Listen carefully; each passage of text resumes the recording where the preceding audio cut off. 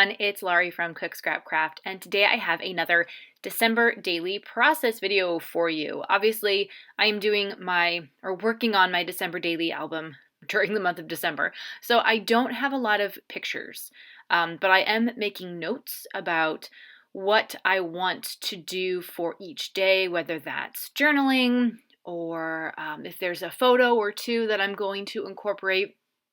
So here I have a 6x8 pocket page that is a scrapbook.com brand. And the bottom is a 4x6 photo, and the top is divided into two 3x4s. So I know that I want to have something in the left side 3x4. I'm going to do a little bit of journaling because I don't have any photos for December 2nd. And then the bottom one is going to be a 4x6 photo. And I decided that instead of trying to do some sort of pocket insert or whatever on that other side, I was going to make a shaker pocket and use my fuse tool, which I've had for a long time and I've probably used maybe a handful of times. So I'll give you a little tip here. I filled that pocket with some green and see-through sequins that I had in my stash. They're not specifically, it wasn't a Christmas mix, but I just kind of made it sort of Christmassy, green and white. And when you use the fuse tool, you can see I'm having a lot of problems. I don't do this that often.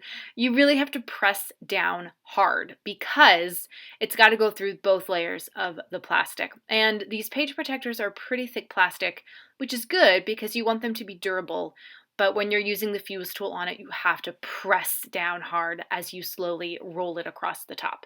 And so finally, after 5 tries, I did get it. So if you have a fuse tool and you're like, oh, it's so hard, it's really not. It just takes some practice to get it right. And repeated use, I guess I should say, repeated use of the fuse tool so that you kind of know what you're doing and you don't start a process video and have a shaker pocket where all the sequins fall out.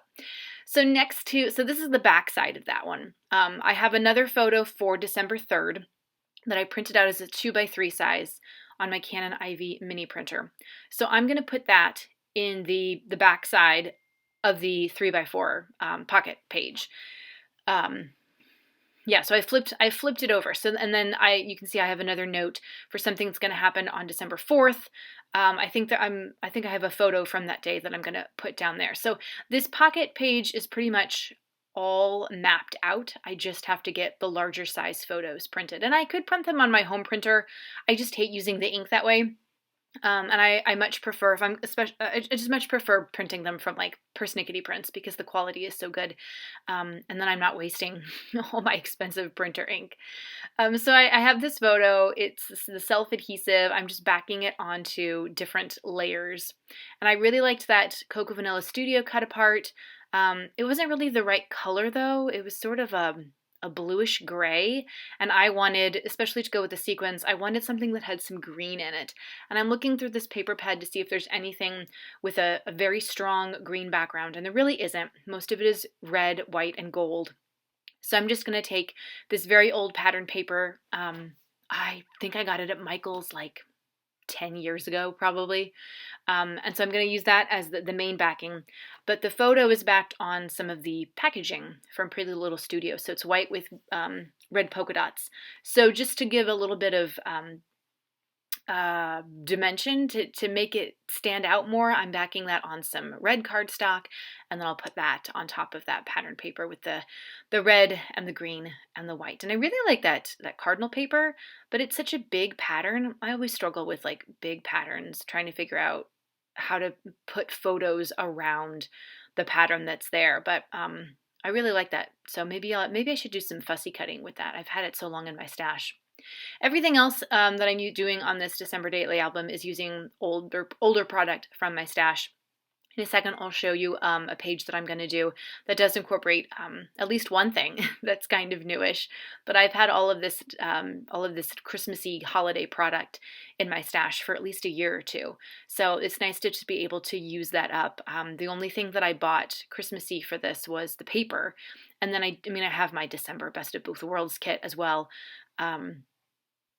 But pretty much I'm using that kit for actual 12x12 layouts, and then whatever's left over I can throw on my throw into my December daily kit, leftover kit. So this is a title thing. I got this at Tuesday Morning so long ago. It says hashtag Elfie. And I thought it was kind of perfect for this because it's a selfie of my daughter and me. We put face masks on like we were having a spa night. And my daughter even made a sign and she wrote spa on it. And we hung it on the bathroom door. So I had to take a picture and get the sign in there too. The masks did not stay on that long. The Target does have like a kids brand of masks. I think it's called like Magic something. They're kind of hard to find, but my daughter likes the idea of them. They're still a little big for her face, so she doesn't always like wearing them for the full 10 or 13 minutes. So she lasted pretty long, and it was cranberry scented too. So it was like a holiday face mask that we were doing on a Friday night in December. So right now I'm looking through my old Pretty Little Studio number things so that I can adhere a number 3 on that, and just remember that there's no journaling for this, at least not yet. So just to remember that this was taken on December 3rd, and then I am just going to pop that into the little pocket. And now all I need to do is get the photos for that page done, and there we go. So basically I have one pocket page, 2 pocket pages like ready to go, because you saw my last December daily process video last week where I did the first page front and back. So that's the second page front and back. This is going to be for the third page, just the front. So we did, and if you watched my December Dollar Tree haul video, we made gingerbread man brownies, and then we decorated them. And then of course I took photos, or I took a photo. So I picked out this red and white paper. I liked the little squiggly lines of the white because it reminded me of icing. And since the photo is of my daughter decorating her brownie, I thought that was pretty perfect. And that's the cookie cutter that we used to cut the gingerbread men out of the brownies. And I should say something.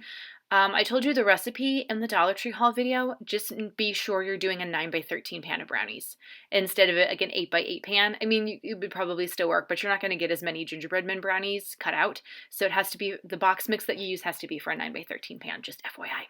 So now I'm just going to cut that out. I mean, if you have like a die cut, a gingerbread man die cut, or if you have a cutting machine and you can find a gingerbread man cut file, you could do that with this as well. This is the old school poor people scrapbooker technique. People who don't have the dies, people who don't have the cutting machines, just use a cookie cutter. You do have to do like some fussy cutting, and it's kind of annoying, but this is, this is pretty big. It's not like it's a tiny shape. So it was pretty easy to cut out. And that's where my photo, so I made a hole in the paper, and then my photo is going to go behind it. And I thought, I hope it works. I hope it fits. I just need to make sure I print the photo in the right size and that I can get everything behind it. But that's the idea. So this is a little pink fresh sticker that's actually from their collection this year. It's got a gingerbread man on it. It says something about baking. And I saw it when I was working with my December Best of Both Worlds kit, and I was like, oh, I've got to save this for the gingerbread man brownie photo. So I stuck the bottom of it down, and then I kept the paper backing on the top because I don't want anything else to stick to it, and the photo is going to be behind it, so I want it to be able to stick to the photo. I also have a little old Cocoa Vanilla Studio Christmas tree there, and then I have a pink fresh Alpha sticker word that says love. It's red, so you can't really see it from here when it's against that pattern paper background, but when you look up close to the page, you can see that it says love. And then I have some phrase stickers left over from the Cocoa Vanilla Studio collection last year. It was called Merry and Bright. I'm going to incorporate one of those phrase stickers as part of the title. But first I need to make sure that I find the right number for this. And that's actually not the right number. We did not do this on December 4th. We did it on December 5th. So I do go back after this is done and I fix that. Oops. So yeah, it's very easy to peel it up because I just use my double-sided adhesive stickers. So I added the word sweet to the title, so it says Sweet Love, and then I'm going to take some of the pops of color from scrapbook.com, the glitter silver, and I'm just going to go over a line of the squiggles at the very, very top, just to add some extra color, some extra dimension. You could do something similar with a ribbon, or just like make dots, like, with your pops of color or your Nuvo drops, however you want to do it. I just decided that I really wanted some silver in here, and I wanted it to look like, we had maybe frosted the top. just to get a little bit of that dimension. So you'll see on the close-ups that follow what that looks like once it's all dried. It smells really weird. It was a very strong scent as I was doing that whole thing. But here are the close-ups. Let me know if you have any questions or comments down below.